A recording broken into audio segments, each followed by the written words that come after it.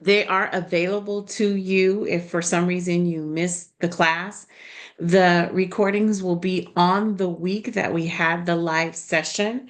So you just go under the week and it says live session recording. So at the end of the class today, I will upload it to my YouTube, and then it will be available for you after it processes on YouTube. All right. So this evening we're talking about obligation to the court and negligence. That's our chapters 5 and 6 for this week. So I'll be doing a quick PowerPoint on that and going over the highlights of that court, importance of that. And then we will take a look at some of the documents that I gave you that will help you prepare for your signature assignment. So we'll take a look at that and get you ready for that. This week you have your personal assignment for personal and professional views on our LGBTQAI plus group. So you will make sure that you address all of those questions. And so go ahead and take a look at that. You guys did an excellent job with your first assignment, including all of the information. For a few guys, you left out the subheadings on your APA format. That's why I'm asking you just to use the template. So if you use the template, you won't leave out anything on it. Okay. All right. And then for your upcoming week 4, you just have your 2 discussion boards that are due that week. So, and I'll send out an announcement to remind you. And don't forget that you have the due dates that come up on your calendar. So that's another reminder for you that there are 2 discussion boards for week 4 instead of 1. So just make sure that you address that sometimes. Now, I want you to keep track of your points, okay? Sometimes things happen and you need to analyze for yourself, is it worth it? Like if you're getting all full points on all your assignments and you're in a good space, maybe missing 15 points because you have to miss a class or something, then I'm not sure that you need to do the makeup assignment. But for those of you, the makeup assignment is available for you if you want to do it. And in doing the makeup assignment, that would replace the 15 points in case you miss a class. Remembering that you can't miss more than one live session. After missing one live session, you're not allowed to pass the course.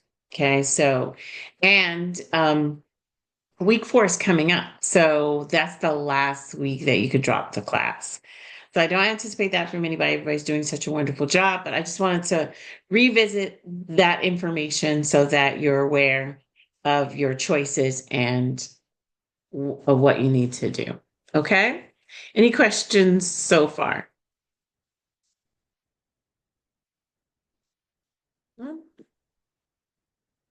Hands up. Okay, great.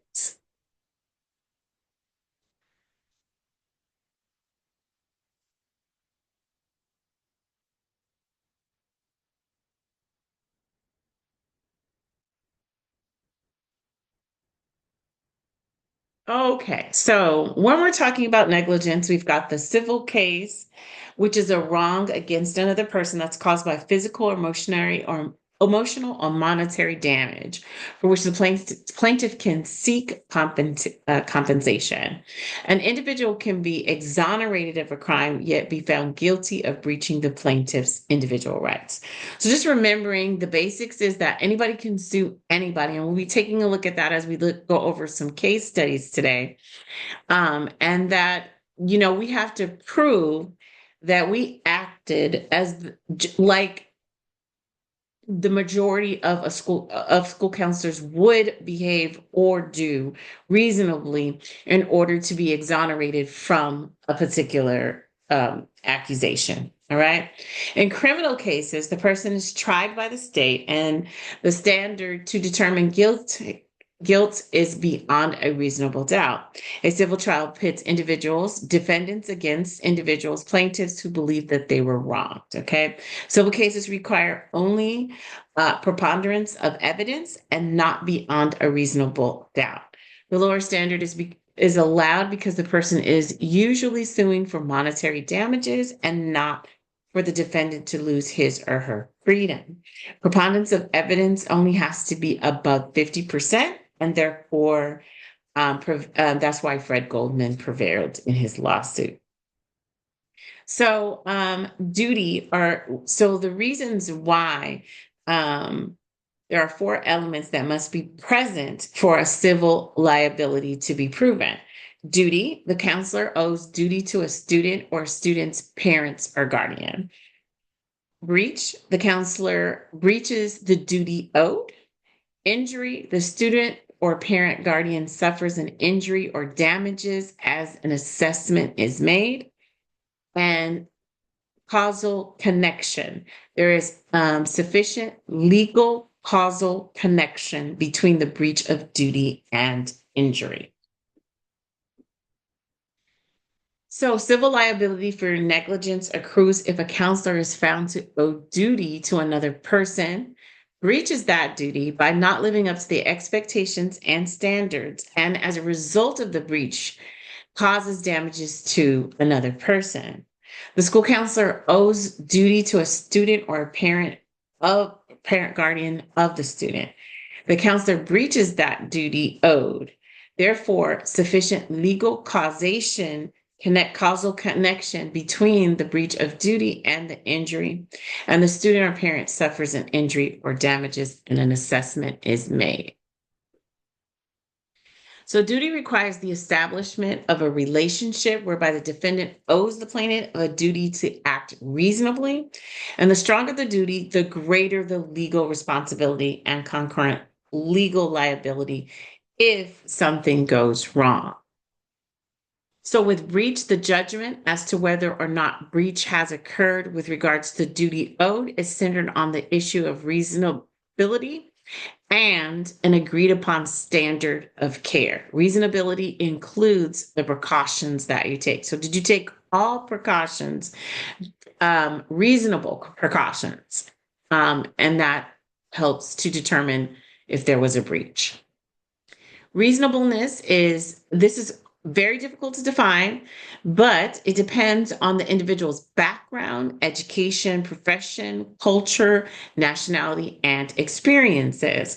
So the court system tries to answer the question, what would the reasonable, competent school counselor do in similar situations? So with educational malpractice, there must be a comparison between the acceptable standard of care for a school counseling profession and specific acts or conduct claimed to be malpractice. The testimony of an expert witness, another school counselor, or someone well-versed in school counseling often helps to determine whether or not the defendant met professional standard. There must be causal connection between the school counselor's breach of duty and injury suffered by the student. Liability in negligent cases hinges on causation. Proximate cause refers to the foreseeable of harm, or whether the school counselor could have predicted the harm. So we also have to predict the harm. Like if we know that an individual has caused injury to others before, even though the person has not caused injury to that particular individual or has been a friend of that person, then it still is possible that that individual would cause harm to a friend. Okay, because we probably would not be able to prove that that individual wouldn't do something to a friend. Okay, so especially if they've caused harm to several other people and it's kind of random. I bring that up because we had a student who we had last year, and he came in with a diagnosis of just simple ADHD from another school district. And the student was very violent. He had caused several injuries at a previous school. We were his home school. However, the student didn't come to that school that year because we were full. So at the other school, he caused a lot of injuries to people at that school. At the end of the school year, they returned the student back to the home school, which was us. As a result, the student did have an IEP, and it was not based on behavior. It was based on his inability. He had missed so much schooling, and it was having an effect, and his inability um, to focus caused him to his academics was extremely low. We put other factors in because behavior did play a role. And so we had two instructional aides that walked around with him because of the danger, the foreseeable danger that he possessed in the school setting. We hired outside agencies to provide those type of services. And as a result, that year was very difficult, and many people were injured, even with the support services that we had in place. So we had to consistently make sure that we had all of that the student was being watched at all times to protect others, because if he harmed anyone else on campus, there was a history of his injuries to others. So we really had to make sure that we had a plan for each and every possible scenario for his violence, which was not predictable in any way. So, injuries suffered. Assessment refers to determining the monetary damages needed to compensate for the harm an individual suffers, such as injury, loss of scholarship, death. Nominal damages can be awarded in cases where actual costs can't be determined, but punitive damages are awarded in cases where the intent is to punish the defendant and deter similar actions in the future. Okay, so what obligations do we have to the court?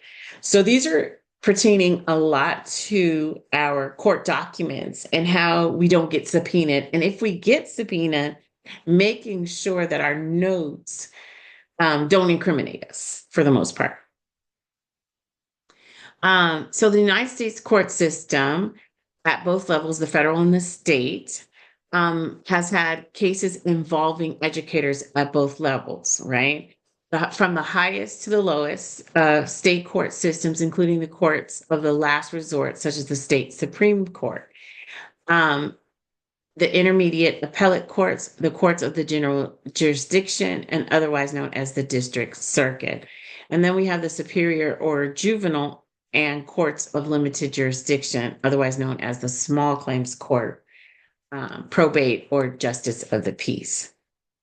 And then this is a design of it from the highest to the lowest. So we'll see that most of the cases, many of our cases, go to the Supreme Court, so or the U.S. Court of Appeals, and then it's determined from there.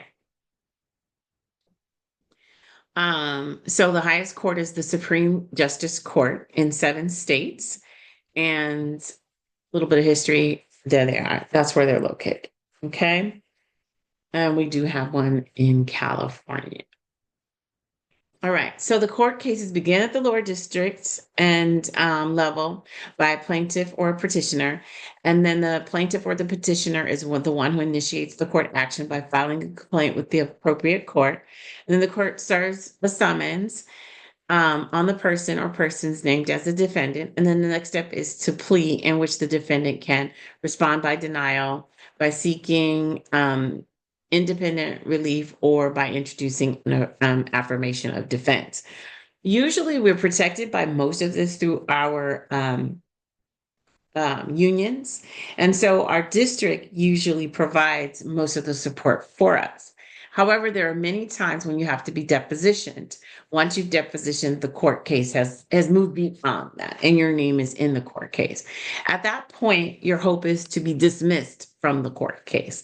And you'll see that some of the court cases they'll find that maybe the principal made the error, or maybe the another person made the error, but the counselor was dismissed from their error, what they were being accused of. So that happens at the deposition. So then once the name is removed, then you no longer are part of it, but then the court case continues with the additional names. So, when we do get involved, it's usually a civil case, and it's a wrong against the student or the parent. And a criminal wrong might involve as a sexual misconduct of the minor. And some of the most common cases in which school counselors might become a defendant involves defamation, qualified privilege, abortion or birth control, counseling, academic advising, failure to report child abuse, or unauthorized disclosure of information.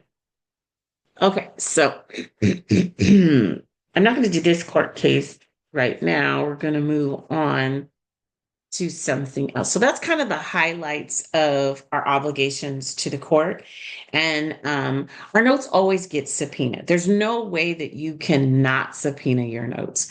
Have your notes not subpoenaed. So they'll go back and get anything that you've written about the student. So less is more, as well. A lot of people say. But then at some point, you also have to remember a lot of information. So, and remember, these cases you'll have a situation like the person that I just spoke of. He left our school district last year. However, if for some reason the mother decides to sue for something in the future, and then she kind of goes back and gets all of the people from the beginning, right? From LAUSD on, for every school district, for whatever her reasons might be, the parents' reasons might be, then that might not go to court until, I don't know, maybe 7, 8, 9 years from now. And so I expect personally to be retired at that point. So I would be served at home. And so I would be still part of that case because I was the counselor on set. And she's going to name me because she knows me personally. I mean, from my interactions with the student while she was there as the school counselor. So that could take place. And if it does take place, I'd have to remember all of that information. And we know how cloudy our judgment gets at that point, right? So someone coming to serve me after I've retired, I mean, that's a little scary, but it can happen. So it's important to remember that.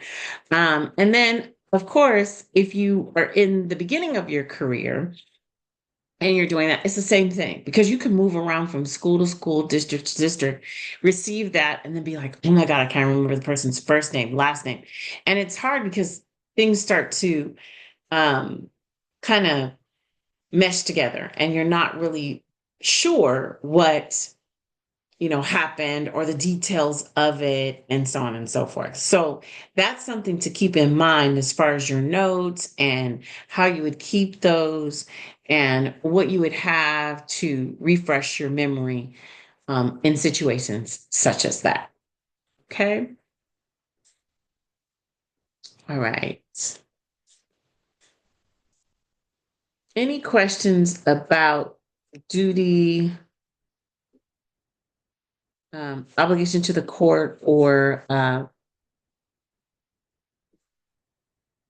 negligence? All right. So at this point, I would like for you guys to start to think about and come up with something that you would want to start to begin to, what area in the book would you like to start using your signature assignment for? Negligence, confidentiality, um, duty or care, academics, college and career planning. What are some of the things? I think you guys should start writing some of those things down and thinking about what is the area that you plan to collect these 3 court cases. All right. As I said to you at the beginning, I sent you 2 examples of court cases. And I sent you a list of court cases that are not in the book that involve a counselor. So you can open that on your screen now. And then I also sent you a court case. All right. So what I want you to do is open up that court case because we're going to kind of go over that just a little bit.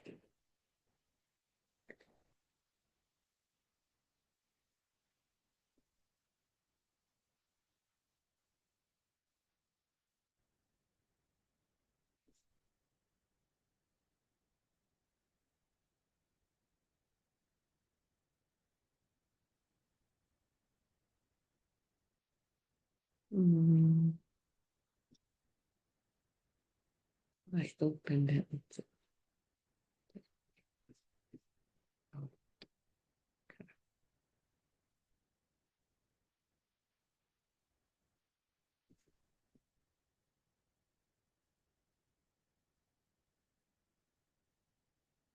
Okay, so I want you to take a look at the court case and start reading about the court case. All right, the introduction, who was involved. This happened in Delaware. So it was decided January 18th, 2012. So we somewhere in the future. And you'll see as we kind of go through this why the law started to change. Okay. So I'm going to give you a moment to kind of begin perusing it, taking a look at it, and I'd like you to read just the parts about the introduction because it's 10 pages. So most of your court cases will be anywhere from 10 to 15 pages.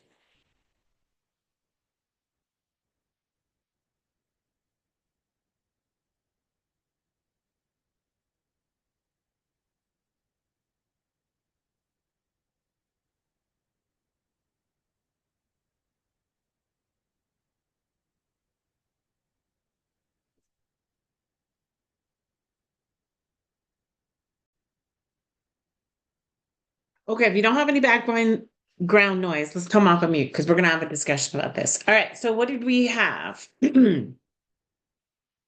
What's going on?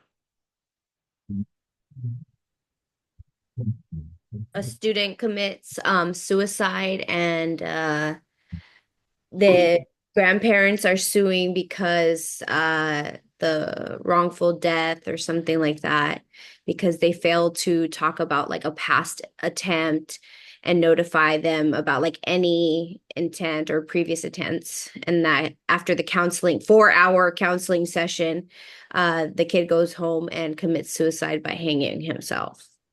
Okay. Right. Anybody else have anything else to add? Yeah.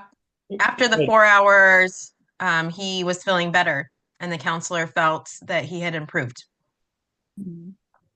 Okay. What do you know about suicide and suicide prevention at this point? When someone says that they had an attempt, The parents have a right to know. Mm. and were they notified? No. No. Okay. Well, and to take it even a step further, the intervention specialist said that the matter had been resolved, which to me is that was like a red flag to me when I read that she had sent an email to the administration and to teachers that the situation had been resolved. Mhm, mhm, mhm. And so we didn't have okay, so what else did we have? What other important facts were there? Is an intervention specialist the same as a school counselor? Because at my school, that's a whole different position. Mhm. Good point. Also, point. the plaintiffs argued that the relationship between the authorities and employees of a high school is in locus parentis, and thus a high school is under a special duty to exercise reasonable care to protect its students from harm. Mhm. Right. Excellent. Okay. Any other comments? The girlfriend also, for some reason, was like interviewed, and part of it That was weird. that was really weird. I don't know Yeah. why they pulled in the girlfriend. to see if if he had additional thoughts, had he shared anything, that wouldn't be so weird. Being Yeah. that if they had a history of spending a lot of time together, I'm thinking that they're going on the fact that we always saw these two people together. How close are they? Everybody knows that they're boyfriend and girlfriend. So had he shared, and could she be a testimony to him having these thoughts? And she did say something too. She said that someone like should notify his mom about this. Yeah, and I think they were notified, but it just kind of was like they were notified, and I don't think all the protocols were going to. So what I'd like you to do now is scroll all the way down to the conclusion.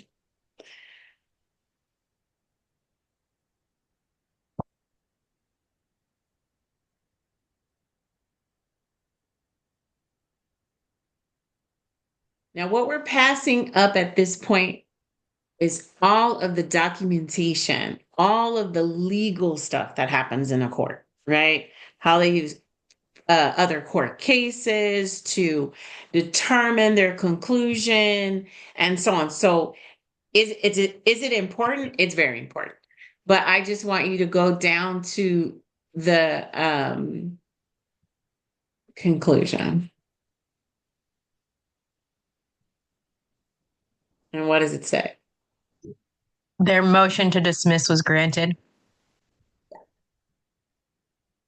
And basically, it was granted because we didn't have policy and procedure for suicide prevention at the time. There was no law at that time that said all the things that it says today. Yeah. Okay. That you have to have policy and procedure in place, that each individual needs to follow the policy and procedure. And and so in today's time, how would this, based on the policy and procedures of suicide prevention that you may be somewhat familiar with at your site, how do you know it to go at this time? Like one thing that I know about at my site in my district is that you can never leave the child alone. Like once they've mentioned that, you have to stay with them. You cannot leave that kid. And you need to make sure that if you're handing them off, you're handing them off to someone who can continue to watch them and make sure that they are safe at all times.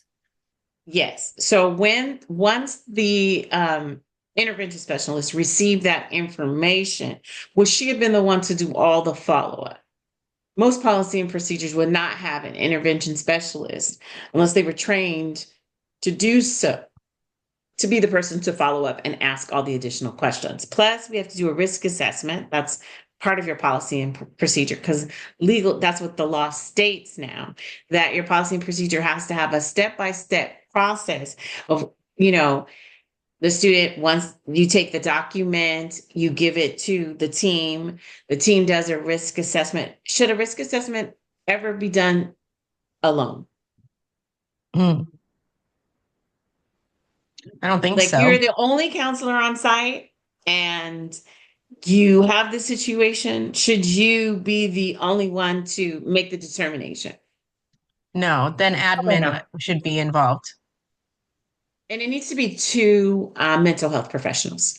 Okay. So it always should be two mental health professionals. So if you're the only one on campus, would you call in an outside resource? You would absolutely call another counselor in from a different site. So our policy and procedure says that there's two mental health professionals on site. I don't have a full-time psychologist at this time, but they're trained. And so I would call her first because she's at a different site. And I'd say, I have a risk assessment. Are you able to come? The only way she's not able to come, she's sitting in an IEP, or she's testing a student for an upcoming huge IEP. So then she would have me defer to the next person. We have social workers, licensed social workers. So then that's my next go-to person. I would call in another counselor. I'd call in another site from another place, but I never fly solo. It is in our district policy and procedure that you may not fly solo. Okay. So I can't sit there and say, I don't care, even if I don't think it's a high risk. I can't just say, Oh, I know the family, everything's okay, because I'm not following policy and procedure. Okay. So then my next step is I interview the student, the psychologist interviews the student. We do that separately in two separate groups. Okay. The admin, the designee, is the third person. Admin and or designee is the group in the room that's listening and documenting what the student says. Okay. And that's part of your team. That is your crisis team. It says that we have a team. So the team listens to what the student says to one mental health professional and then what the student says to another mental health professionals. And then we come together to make the determination as to what's our next steps with this particular child. Are we calling the pet team? Are we calling the police? Are we calling home? Are we calling, who are we calling next, right? So then at that point, we have to do the follow-up, right? So if we call the pet team, we do a safety plan when they return. And so there's your whole policy and procedure is what happens when you first find out? What do you do? How do you inform? And then what do you do when the student returns? Okay, so your policy has to include all of that information. And if any step is not taken at that point, you're at risk. Okay. And I can tell you, my district, when we had the policy and procedure in place, and we went from this never happening to this happening a lot, admin would get busy and just try to do it without the proper protocols. And I used to tell them all the time, you are going to get yourself in so much trouble because I wasn't on site many times to correct the situation. I had teachers calling home saying that the students said this before I was even informed. And I said, where's that in the policy procedure? I train you guys every single year. Where is that? That you can call the parent first, tell the parent what the child said, and then send the child to me. But a lot of times what ends up happening is the parent shows up first, and I am not aware that any of this is going on. And they say, well, I just called them. And I'm like, but who's interviewed the child? Just you. And that's not part of the policy and procedure. So you don't count. Your documentation counts. What you heard in the classroom counts. Because then we say it was heard by the teacher. These were the words that she heard. When asked if repeated, this is what the student repeated, So those are the things that happen. So a lot of times people get busy and forget to know the program. So we're responsible as school counselors in our district to be fully aware. We do the suicide prevention training to all of our staffs every single year. We rewrite our policies every single year, making sure that, it goes to the lawyers, it goes through several hands. We go to mental health professionals, everybody. But it starts with us looking at the wording and making sure that we have included everything and as many situations as we possibly can to be a part of that, right? And then we get it line items and, wording and the policy reviewed by, legal teams, mental health teams, and then it's put into place. And that becomes what we use annually. And it has to be reviewed annually. So this is one where at that time, none of this was in place. No legal in that state was required, which is why it was dismissed. Okay. And they weren't found. Today, that would not have happened. Okay. All of these people would be found that they reached duty of care. Okay. Because they had viable information that the student had attempted through suffocation 2 days prior. And just because he's feeling good today does not mean that he's okay. Where was his safety plan? There was no safety plan. Where was, because he had returned back to school. in our policy and procedure, it says at no time should a parent not be. I mean, even if the child goes back to school, the parent should be informed. And I always tell my parents, it is up to you if you want to come and get your child. We encourage you to come and get your child, but we are not requiring, depending on the level of risk. I have a question. Go ahead. Okay. So, I was involved in a situation where it was, a student kind of disappeared for a while on campus, and I kept inquiring. The student was gone about 6 weeks, and then the student reappears. Do the parents have an obligation to tell staff, stakeholders, the nurse, the school psychologist, that their child had attempted suicide and was in a mental institution type thing for, I don't know, 10 days? Because this happened and nobody knew about it. I only found out about it after I was telling the student I missed her and that I'm sorry that she was gone. She shared with me that she had attempted to kill herself, yet no one, I mean, when I grabbed the school counselor, the school psychiatrist, she acted so busy on her cell phone that she kind of looked at me and said, make an appointment with me. And I'm like, wait a minute, I was just told by a student that she attempted suicide about 5 weeks ago and she's back at school. Do you know about this? And she goes, I don't even know that student's name. Does the family have an obligation to tell the school that this has happened?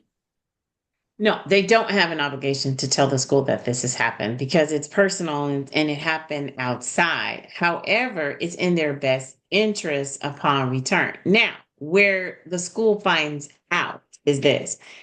How are you gone for 10 days and no one's cleared the absences?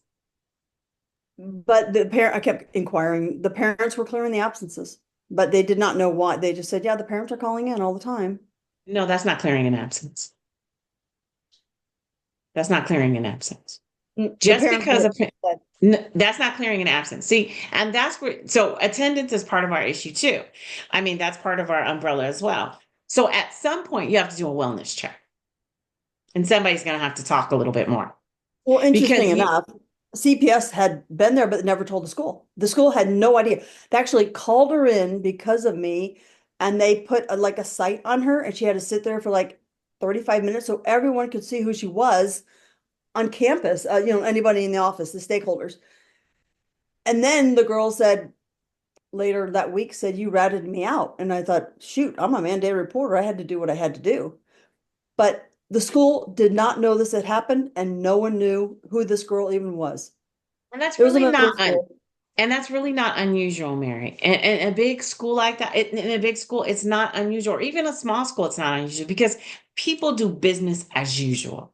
And this is where we're getting in trouble because as a school, it's our responsibility. So where we would be at fault is when we're clearing the absences. Just because a parent calls in and says the kid is sick, After 3 days, you have a policy. I need a doctor's note. I need something. Now, if the doctor's note came, she may have provided a doctor's note. Okay, but now the doctor's note is from here and no one's saying why the child's there. That's not safe for the school. And I don't know any doctor that will hold a kid for 10 days and not, he's negligent at that point because you're sending a kid back who's attempted and you've held for 10 days and you're not informing the next place. He can't guarantee her safety. He or she can't guarantee that this will never happen again. And now the child's back at school. When I told the psychologist I was like shaking. I was just so upset because I knew this girl. She said, well, call CPS. And I said, well, she told me CPS had already been at the house and everything. And CPS didn't even contact the school. It was just a weird situation. CPS. I was very disappointed in how everything went down at the school. And CPS has to provide counseling services. And if the child is returned back to school, CPS must inform the school that the child needs, because where's her safety plan at school? What's her triggers? How do you help the child? Okay. You just want to provide the safety plan, and that's what is necessary after they've returned. Okay. So that's super important. And that's part of the protocol. It says, what do you do? What does the school district require of the parent once the child has been sent home for thoughts of wanting to attempt to cause harm to him or herself? So all of that is in the policy and procedure. I had another situation where the grandmother was placing the student. She was in care of the child and placing the student because he's saying he was going to cause harm to the other children in the household. And she was sending the child, and they were holding the child because it was under foster care. This was last year also. And when the child was under foster care, they were holding the child for 7 days. Now, here's what I didn't know. I said, I've never known someone to, because I kept telling her she has to provide her doctor's note, and I need a therapist on the note so that I could complete the safety plan. And she kept saying, they didn't give me anything. I said, you're telling me they held your child for 7 days and they didn't give you a single piece of paper? They gave me this paper saying he was released. I said, what did they do with him for 7 days? What type of mental health did they provide for this child for 7 days in lockup? They just wanted to medicate him. I said, and where's your information of the type of services that they provided?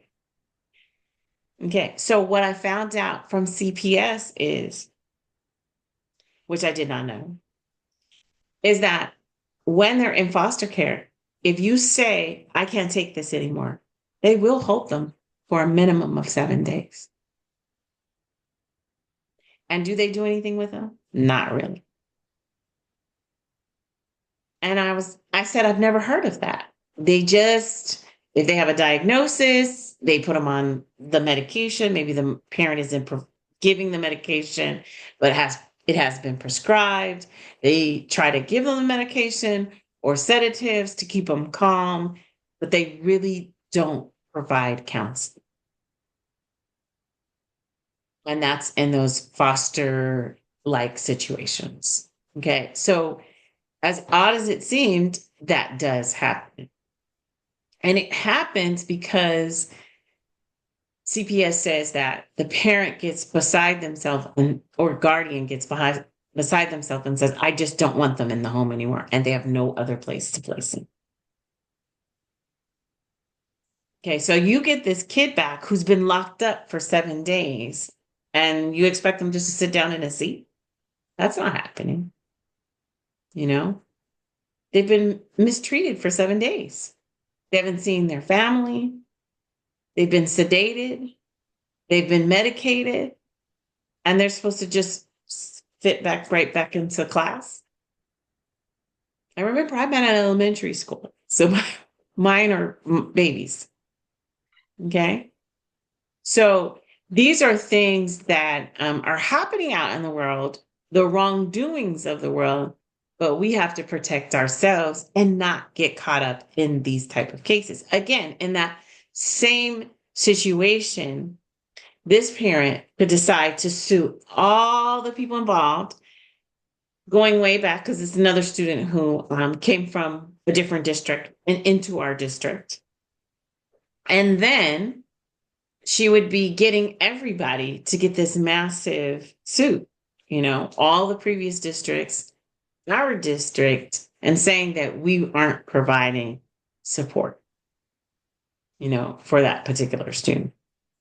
So I was able to get him into our mental health agency.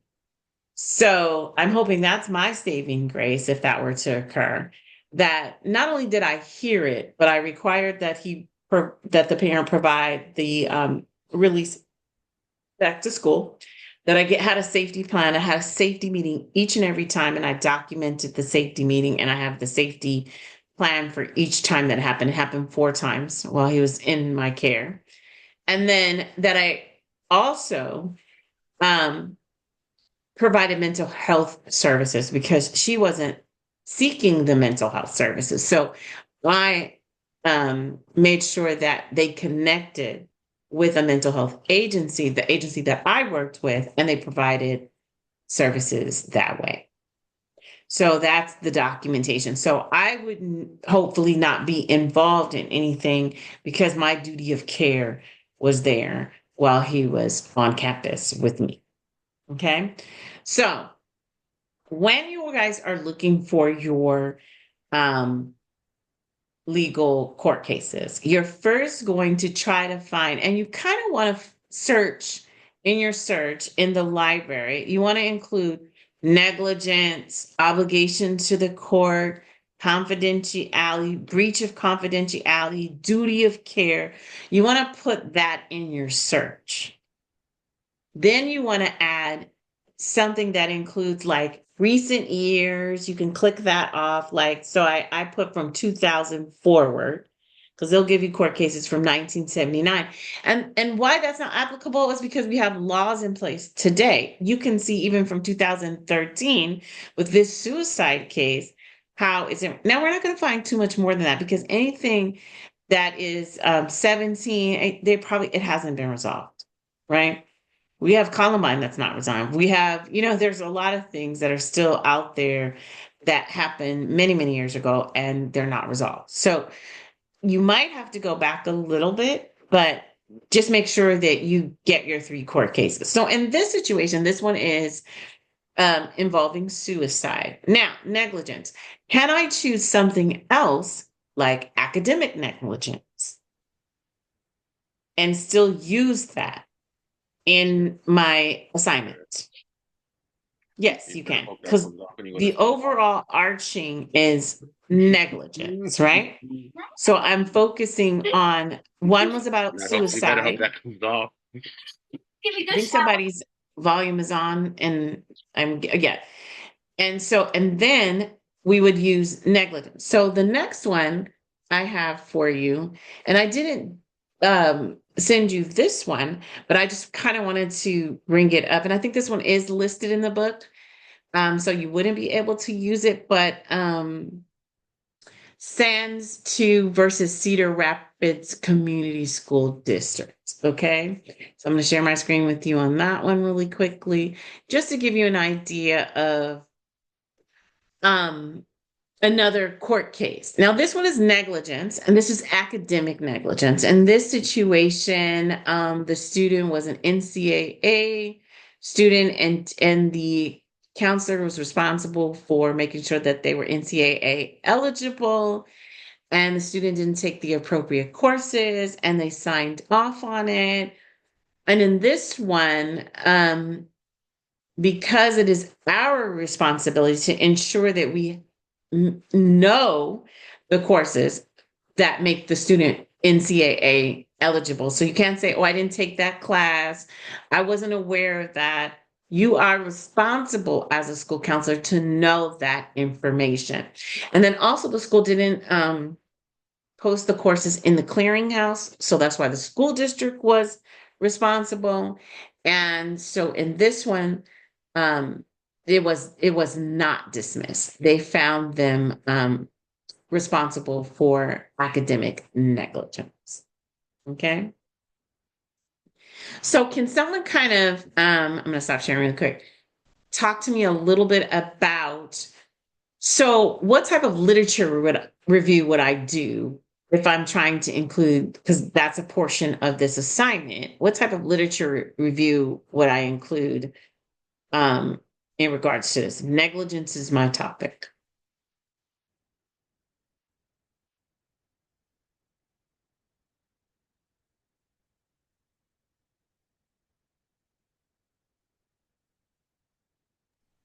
I'm not quite sure I understand what you're asking.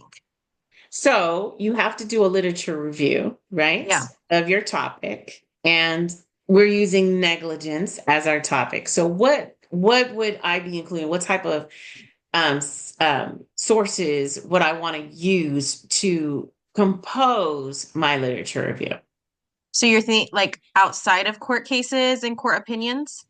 Right. Because you've got to write a page about it, a literature review section. So what am I looking So I would look at like psychology articles or peer-reviewed kind of articles revolving around negligence. Exactly. In schools, negligence in schools, and how people can be seen, what are the parameters around them, and what is the review, what are the reviews saying about what they've seen over the years. And suicide, it would be, we would add something like how policy and procedure has changed, right? So for, prior to 19 da da da da, then we didn't have these policies and procedures for negligence, but now we do. So things have changed somewhat since then. So I'm just kind of getting everybody an idea, if they're struggling with a literature review, like what would be in that section. Okay. Anybody Would the national like ASCA, would that be a good resource to like look on their website to find those kind of Yes. reviews? Well, not really. They don't, I mean, they have Okay. peer reviews, but they don't have your journals. I think they Okay. have a few journals, but they're not peer reviewed. Okay. All right. And this is where you're citing, this is what these authors say. This is what these people believe. That's what you're doing in that literature review section. Okay. Any questions or concerns about the signature assignment and how to get started on the signature assignment?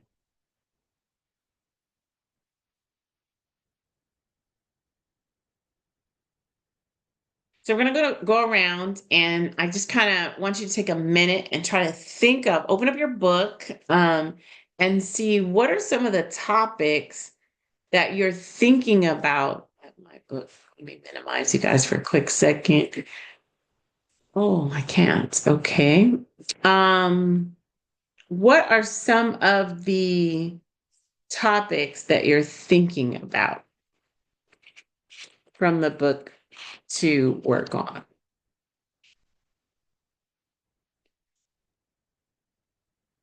So regarding negligence, could you do like cyberbullying and like negligence in like taking care of that kind of situation, like with the subcategory being cyberbullying? Absolutely. That's why I just shared with you. We got 2 court cases. One was on suicide, but one was on academic negligence, but it falls under the umbrella of negligence. So Okay. I could get a totally different court case and it would be cyberbullying, but it would be negligence, or harm, and it could be negligence. So there was a fight, a person was severely injured, and no one intervened. Mhm. So there were damages there, but that's negligence, because if it's my responsibility to intervene or ensure that students aren't harmed, because I have yard duty or lunch duty or something like that, and it's my primary responsibility, then that would be another one. So that'd be 3 different areas, but still falling under the umbrella of negligence. Okay. I think All I work with Go ahead. a lot of ADHD students, a lot of special needs, sometimes high functioning, sometimes low functioning. I think I would focus on the special needs, and I'm sure there could be cases out there where there's been neglect or abuse, or I'm pretty sure I can find some things on that topic with special needs kids. Okay. Thank you, Mary. Claudia, you have any ideas? So we have like professionalism, cyberspace, negligence, duty of care. I'm looking at the book and I see here there's also some for eating disorders and writing letters of recommendation. Yes. Yes. So eating disorders um, that would fall under negligence as well. And then, what was the other one you said? I blinked out. Writing letters of recommendation. Recommendation, yeah. Appropriate letters of recommendation, yeah. Duty of care.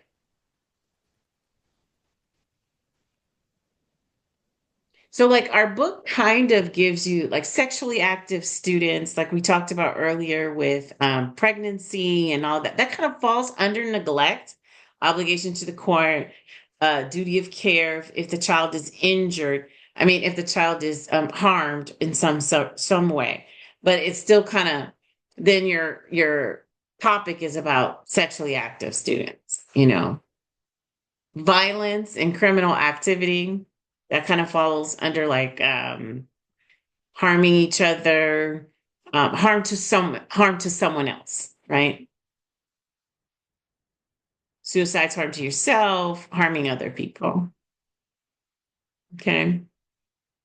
Duty to warn, that's another one. Okay. That's where we find that under the violent and criminal activity. Bullying is its own thing. So we have the laws on bullying. So that's, making sure that we have a whole thing on bullying, policy and procedure. That's a law as well.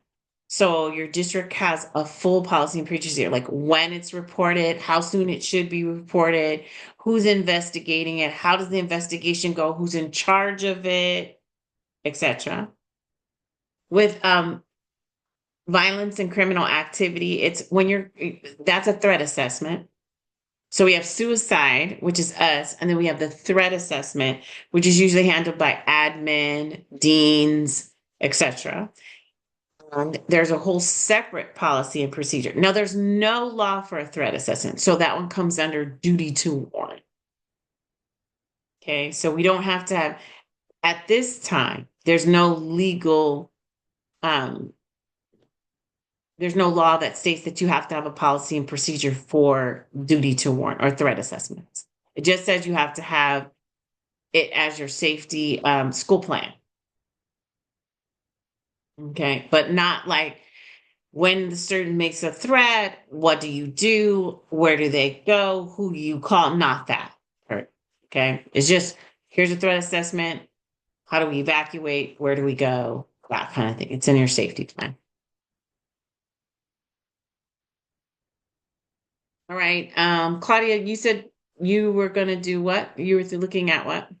I also want to do neglect, but I was focusing more on, since I work with the English learners, I have more of that where I see where it's a lot of times due to students not knowing and also the parents not knowing, it seems to, Now, well, remember, you guys, it's hard to find these specified cases. So you're going to need to broaden it up a little bit, right? okay, Because you're not going to be able to find it on that specific. What you're okay, looking for is 3 court cases and following that. And that's another major reason why I'm going okay, through this. I don't want you to get too focused. Now, when you're doing your other assignment, was the one on, let me get back to my dashboard. The one that is next week where you present your historically underserved population, that's where you put a little okay, bit of that information in there. okay. Okay. Maybe I was thinking of that because I know I read something of it. I didn't know which week Yeah, though. that's no, and that's fine. That's perfect. I'm glad you mentioned that. But your historically underserved will highlight that specified historically underserved population. Okay. You're not going to find that in this when we're looking at the signature assignment. Now, Just the more signature, neglect. it's going to be more overarching. Okay. Okay. But Thank the you. signature assignment is the major assignment. So I want you to, that's why I'm focusing. You can throw 10 slides together real fast and do a presentation. Okay. I know this is a master's because I know you guys can do that. So I'm not focusing on that one. I'm focusing on this one because it's one, is due the last week. And 2, it requires a lot of research. And I want you to be able to find everything that you need and not you can't wait till week 8 and hope that you'll get it done. Okay, so that's why I'm spending so much time on it now. All right.